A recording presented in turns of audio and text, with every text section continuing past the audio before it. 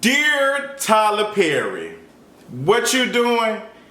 It ain't working, sis. Y'all already know what time it is. I got the black V-neck on.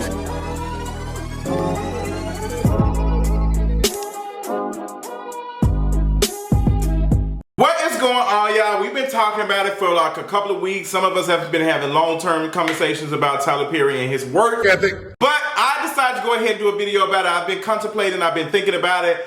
I've been doing a little bit of reading, doing a little bit of watching some stuff and interviews with Tyler Perry to see what is going on, and I want to talk about it. So recently, Netflix dropped A Fall from Grace, one of Tyler Perry's latest works. I watched A Fall from Grace. I won't be talking about it too much and reviewing it in this video, but I want to talk about what is going on with Tyler Perry's alleged work ethic and what is he doing in Atlanta. So many things to talk about. If you want me to review A Fall from Grace just out of a kiki, let me know in the comments. I will definitely do that. I know a lot of us probably went and like kind of hate watched it. Some of us probably enjoyed it. Some of us just watched it because we were bored. Some of us just wanted to be able to have water cooler talks and you know, talked about it with friends. So let me know if you want me to review that. But this video is about Tyler Perry. Tyler Perry, you know, has been under fire for the last couple of weeks because he posted a video and he had these scripts out of all these shows and he said he does not have a writer's room. So I don't know if you know this, but all shows on television have a writer's room. And most of the time there are 10 people, 12, whatever, that write all these television shows, right? Well, I have no writer's room. Nobody writes any of my work. I write it all. Okay. So when the video first dropped, I want to talk about right then and there because y'all know how I feel about Tyler Perry, Oprah, and Steve Harvey, and the other dude who did Empire, how they treated Monique. Y'all know, and shout out to Monique because she has a Showtime special coming out, and I cannot wait to watch that. I cannot wait to see that. But you know, Tyler Perry is one of those gatekeepers or whatever. He's very conceited. I've said that in my last King of Reese video. And some people can't see it. I think Tyler Perry has gained so much financial success that he thinks he is truly talented. And I keep telling people that just because people are making money does not mean that they are a good person and that they are talented. We have to stop looking at, oh, they got a lot of money, so they might be doing good. So a perfect example of this is this woman named Isabel dos Santos, if I'm pronouncing it right.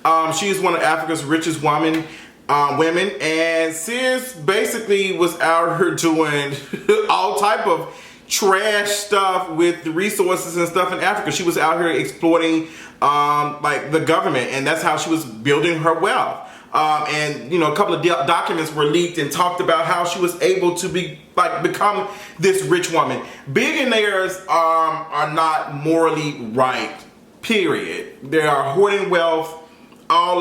We've been talking about that. We've talked about there should not be no billionaires, there should not be no millionaires. These folks are out here exploiting poor people.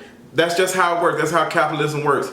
So I'm not gonna get into the whole video of capitalism and stuff, but you get the idea. So Tyler Perry has been able to build this stuff off the backs of black women. I talked about that in my King of Reese video. As you know, Tyler Perry, you know, doing all of these things from a black woman's perspective, talking about the church when it deals with black women and all of that, and black women being in relationships that are toxic.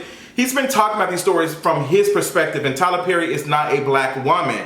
So how are you sitting here writing and doing stories and films and movies and plays and stuff from a black woman's perspective, and you don't have any black women working with you in the writer's room helping you produce this stuff? How is that? That means that you are writing from a male gaze. That means how you see black women suffer pain is how you want to write it. Instead of having these black women in these positions to be able to tell you, well, no, I will not write it like this. This is what I do. So Tyler Perry has said that he did a writer's room one time and that it was a catastrophe. Now, people made jokes and said that somebody probably said under their breath, wigs and AIDS again, and he just lost his mind. But that is what we're talking about. That is what we're talking about. Tyler Perry, I don't care about him building some huge studio. I was out here building a table. And what difference does it make if you building this table and doing all of these things when you are the only black male in this? Like, why are you interested in doing this and you're the only one in the room? I'm not interested in being the only black person in the room. If somebody's inviting me to be the only black person in the room, you best to believe I'm bringing other black folks with me, which I have done several times when I've been asked to do things. I'm always out here, well, this is how such and such can help me. I'm gonna bring such and such on board with me. I'm gonna help them. Like the money that somebody's giving me, I'm gonna be, okay, girl, since somebody has believed in my stuff, let me go out here and give this to some other folks out here that are working and stuff. Let me work with the people amongst my, like myself, to be able to build this. So Tyler Perry has built and built and built, and what has he given back? Now people keep saying, oh, look at Taraji and all these other folks, but look at the smaller actors and actresses. Have they been able to go and do bigger things? We can't name that many. And if you can name, it's already not the slim pickings already. And I was watching the interview with this black woman who's playing Grace in A Fall from Grace. She said one of the biggest issues, well, she kind of said it a little bit like, was the hair thing. How did you feel about your hair looks? You had a scene where you wanted to cry? Sister, Which way? no, it's Okay. just that usually, and Tyler knows, as a woman and a woman of color, our hair is part of the journey. So it is very, very important. And for some people, it's hard to stress that is that important. Whatever. I didn't. No, I think hair is very, very important. But figure that shit out before we get on camera. And when you look at all the wigs, they look terrible. It's like a running joke of Tyler Perry and this wig stuff. How is something that's black produced, black money, black, all of these things, black skin, black, and y'all can't even do hair right for the movies. Black folks doing black folks hair, how is it looking bad? Who are you getting? Who is doing the hair? And Tyler Perry told the actress that plays Grace that, well, I told her, it's no issue, but it needs to be taken care of before we come to set. So it sounds as though there is no department to be able to do the hair. Tyler Perry, this is the issue. And let me go ahead and kind of like move folks to the side who are gonna say, oh, well, we out here talking, because the folks been dragging your movie on Netflix. Girl, you got the judge in there looking at the script while he reading. You got folks out here drinking water air, and eating invisible food and stuff. You got folks steady looking at the camera. The wigs look bad. A Fall from Grace is probably one of the worst movies I have seen in the last 5 to 10 years. Like, the movie it's probably one of your worst projects.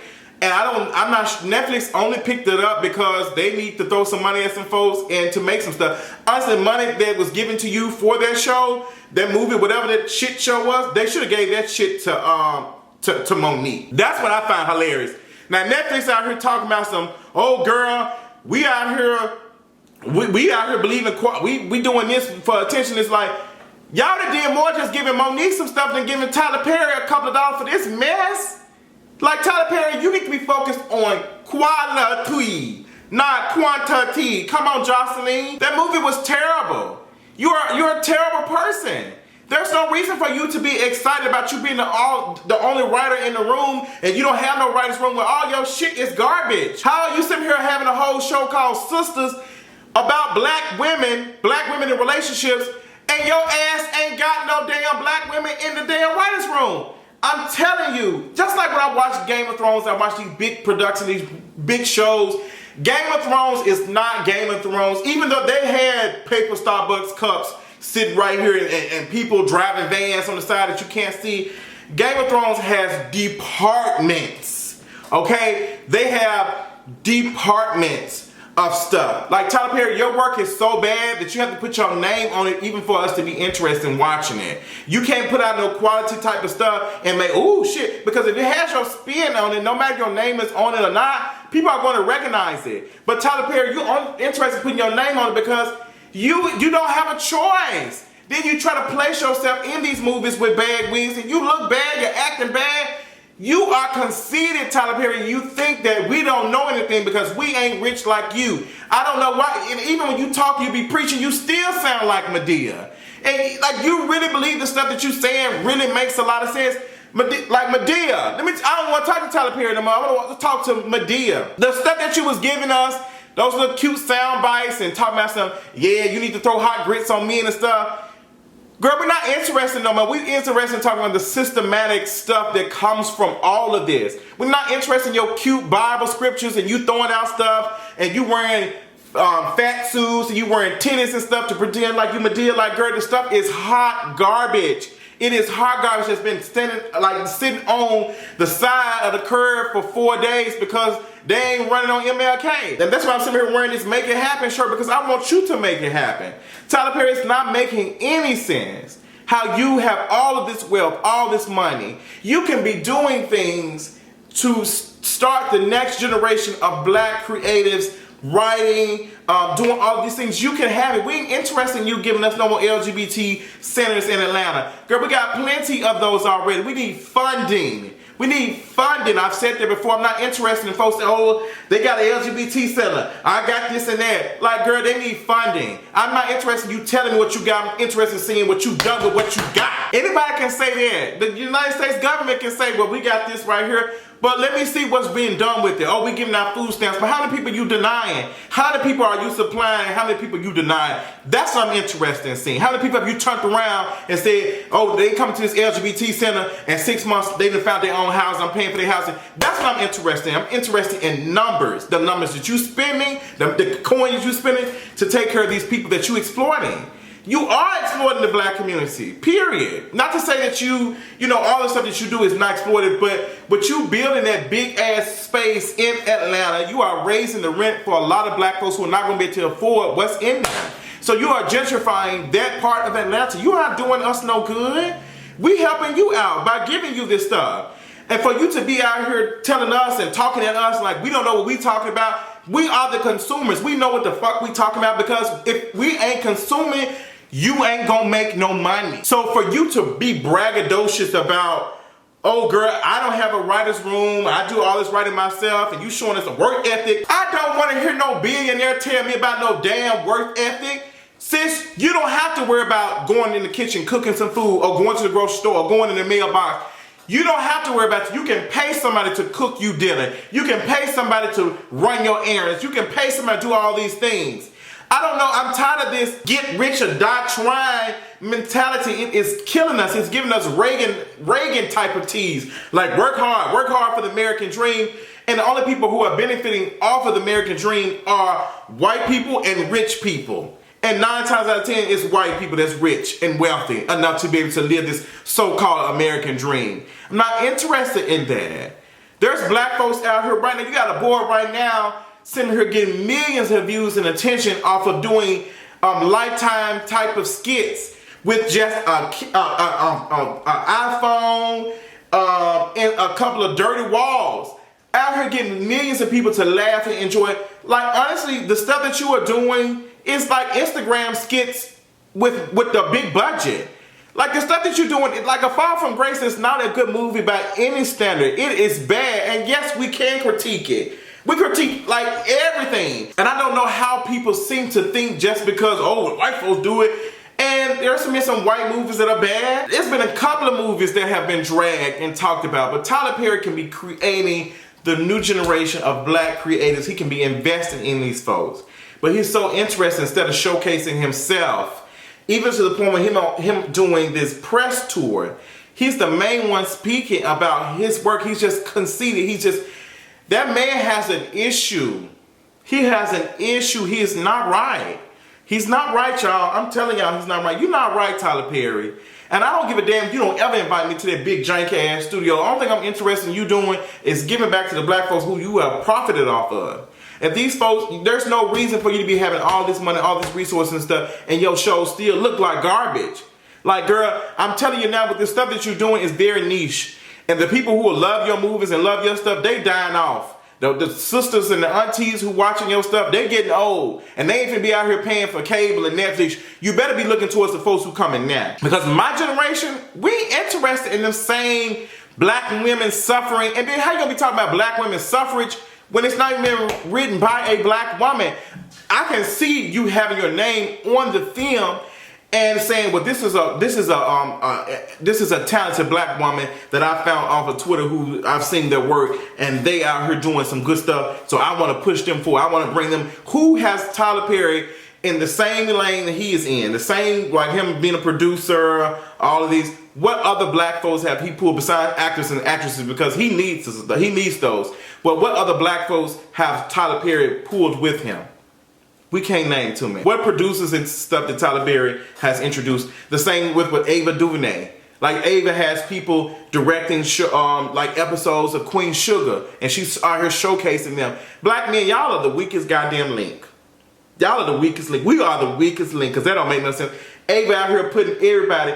Ava got dragged for A Wrinkle in Time, as she should, because that shit was garbage. But nobody interested in following no damn interracial couple with no light-skinned biracial child. Like, girl, we didn't see enough of that. Not to say that I don't like that actress, but it's like, girl, we didn't see enough of that stuff. We don't want to see that shit no more. With her, with following this white girl, we good. We good on every MLK street. But Ava's out here, you know, producing other female directors and all these other folks. Who has Tyler Perry bring on? A couple of, I guarantee the woman who played Grace, I guarantee she didn't get paid much for this role. I guarantee you she didn't get paid much for that role. Then you had, what's the name in there with that bad wig? I'm gonna do a review on Fall for Grace. I already feel in my spirit. But Tyler Perry, I'll leave you with this message. It does not matter if you have created this table and you're not interested in Alabaster folks inviting you in and giving you awards, because you want them to talk to you. You want them to notarize, like give you some type of notoriety. But your shit is garbage. It's garbage, so they ain't interested in it. It's making no sense for Brad Pitt to be out here producing so many stuff and working with so many black folks and producing good films without his name being attached, but him working behind the scenes and your name on everything, and it still smells like shit. Smell like shit to me. Smells like shit to me. It ain't making no sense, Tyler Perry. So what I want you to do, what I'm leaving you with my final word is, you need to stop talking about creating the table and being at the table and invite some other folks at that table, and then taking your ass to somewhere else and building another table for other people, not just for yourself. Tell me what y'all thought about this video, honey. What y'all feel about Tyler Perry, and sound off if y'all want me to review A Fall from Grace, because I'm ready to drag it. Until next time, I'll talk to you later on tonight. Bye.